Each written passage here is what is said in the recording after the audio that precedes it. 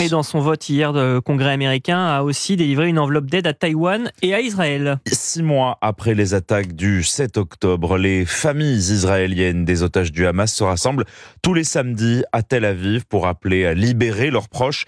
197 jours de captivité et l'escalade contre l'Iran inquiète davantage encore les familles. Reportage de l'envoyé spécial Europe 1, Wilfried de Villers. Nathan Siegel tend à bout de bras un grand portrait de son oncle Kiss, 64 ans, toujours retenu à Gaza. Depuis une semaine et les frappes iraniennes qui ont visé Israël, il craint que le sort de son oncle et des 133 otages ne soit relégué au second plan. À chaque fois qu'Israël braque les projecteurs sur l'Iran, c'est ça qui fait la une. C'est dangereux. Vous savez, au début de la semaine, le cabinet de guerre s'est réuni et n'a parlé que de l'Iran, pas du tout des otages. Alors que tout ce qui devrait concerner le cabinet de guerre en ce moment, c'est de trouver une solution pour les otages. Sa peur principale, que le gouvernement en fasse moins concernant les négociations avec le Hamas, celles qui n'aboutissent pas depuis des semaines.